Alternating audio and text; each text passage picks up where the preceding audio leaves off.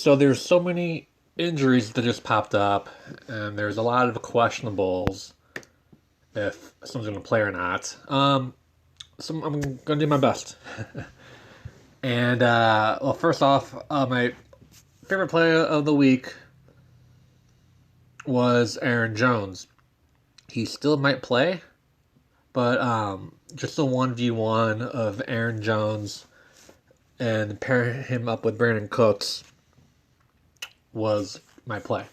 But these are going to be stacks that no one's talked about that I've seen. And I've seen a lot of videos this week that should be underowned. Now, the first stack is probably my least favorite because both teams statistically do well against the pass. So, a lot of people are going to have Alvin Kamara. And to try to offset that, why don't we pair him up with the opposite team that's playing? This stack would probably do better in a bigger size tournament. And no one's going to have Bridgewater. Very few are going to have Robbie Anderson. This projected to be a 51-point game, like the third or fourth highest of the whole thing. And if people are looking at stats, they're both middle of the pack. The Panthers are really good against the pass, but that doesn't mean anything. These teams usually have high scoring games when they play each other. So I think this is a matchup everyone's going to look past. And I honestly think people are not going to be playing Kamara anyways. If Aaron Jones misses, they're going to play the Jamal Williams, the Justin Jacksons. Kareem Hunt should be very popular. I'd play James Conner. I don't think he's going to be that popular. You should play Ty Gurley, Chris Carson. There's so many other running backs that are cheaper that will let you play, your Russell Wilsons and your Kyler Murrays. So I think Kamara is a great tournament play, especially if you want to go like Kamara, Zeke, and Hunt. Or Kamara, Hunt, and Connor. Or Carson. Those three top running backs, I don't think a ton of people will have all of them combined. They might have one or two of them, but not all three. Okay, so going, that's like the smallest skinny stack that I'd want. Everyone's talking about Herbert. I loved Herbert before he was even drafted. I think I'm the only one that thought and said the Dolphins should draft Herbert ahead of Tua. I thought they could have traded down a little bit and drafted Herbert and let someone else take Tua. Okay, so I do like the Herbert, Keenan Allen, and Hunter Henry and bringing it back with either Shark or Keelan Cole, because a lot of people are going to play Justin Jackson. And one way to offset that is to play the passing game. If you're like in a really small tournament size field, like 1,000 or 500 people or less, you could do Herbert, Justin Jackson, Keenan Allen, and either Michael Williams or Hunter Henry. Or, that just butcher that. Let's see. Oh my goodness. I think I butchered that. No, I didn't. Hunter Henry. I almost called him Henry Hunter, but it's Hunter Henry. Sorry. Instead of brain lapse right there. But anyways, and bring it back with Keelan Cole and or Shark, and that'd work too. But in a big size tournament, I wouldn't throw in the running back unless it's like a Kamara who's going to catch 10 passes, or Mike Davis. So, but my point is, if you want to be a little bit different than a Herbert stack, take the other side. Go Minshew. People are going to do this. 80% of people, 90% of people are going to do this. 20, 23, 24, 11, 28, fine. He's okay. The point is, Minshew does really well against the zone defense. He's been up against man-to-man defenses for so many weeks. Guess what? Chargers play zone defense.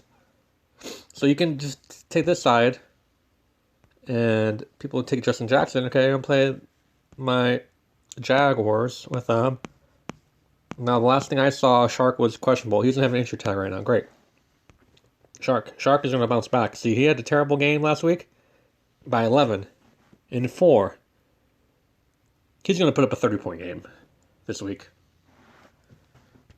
At least 20, I'm going with. But if you had to pick between Shark and Cole, I'd pick Keelan Cole because he's cheaper and could put up between 10 to 20 points. With my luck, the Chris Conley's gonna score like a 40-point game and then leave these guys like shut out. But that's how it goes sometimes. And I like this lineup a lot. If you want to put Keenan Allen in there, okay. Depends on how big your tournament size. If you're not playing with a lot of people, you could just game stack. If you're playing in like the Million Maker with 200,000 other people plus, game stacking is not the best option. You want to pick the players with the highest ceiling. And when you game stack, you might take away, like, you get to have an all-time game by each position. If you game stack, like a week ago, a lot of people in smaller tournaments won that Kirk Cousins, Thielen, Irv Smith, and Justin Jefferson. But I don't think that won the Million Maker because Justin Jefferson scored in 42 kind of hurt Thielen. And Thielen had 14, but he had like 5 or 6 the whole game. Because Justin Jefferson was catching everything. So he was taken away from him. Just total. So just a thought. And then let's go to my favorite stack. And I have heard no one, maybe one person has mentioned this stack. I've seen so many videos where people talk bad against the stack. Like they're not playing because it's like going to be a close scoring game, and they bring up that's in division games are usually lower scoring, which is true. But this is not a Steelers-Ravens game. We're going Bengals and Browns.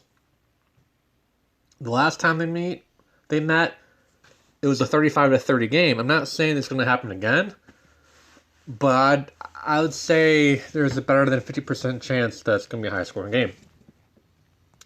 No one's talking about Joe Burrow. They'll bring him up and then they'll talk bad about him and then say, I'm not playing him. But you stack this up in a smaller tournament, and no one, if you go like a single entry tournament, no one is going to have this. Or very few people are going to have this. Because look, if you have people who know what they're doing, who like to stack in smaller tournaments like this, they're going to have Russell Wilson in a single tournament, or even a 3-team tournament. Like 3 max. I'm going to go Russell Wilson stack, Kyler Murray stack, Aaron Rodgers stack, Deshaun Watson stack, even Matt Ryan stack, Stafford stack, Herbert stack, ahead of they may do a Minshew stack ahead of Joe Burrow. That's like 8 different teams. Like in a single entry, Joe Burrow might be under 5% owned, like how Deshaun Watson was last week. So, my favorite stack is this Bengals stack. If you want to bring it back with Hunt, if I had to choose between Hunt and James Conner, I'd go James Conner, less owned. But, I don't know. I have James Conner in a lot of my lineups, and I'm not going to lie that he's in there. He gets 20 carries, a couple catches, and he's okay. Knock on wood. Okay. Sorry. It's okay. Okay, so I love this stack right here, and the reason why I love the stack is it allows you to play anyone you want. If you want to go Hopkins and Metcalf, like a skinny stack, a Kirk and Metcalf, which is one of my favorites. If you want to go Brandon Cooks and Tanyan, if he's playing, which is another one of my good 1-on-1 stacks, 1v1 stacks. If you want to go Justin Jackson and Shark. If you want to go Keenan Allen and Shark, you can do anything you want. You can put Kamara in this lineup. You could put James Conner in this lineup. Carson.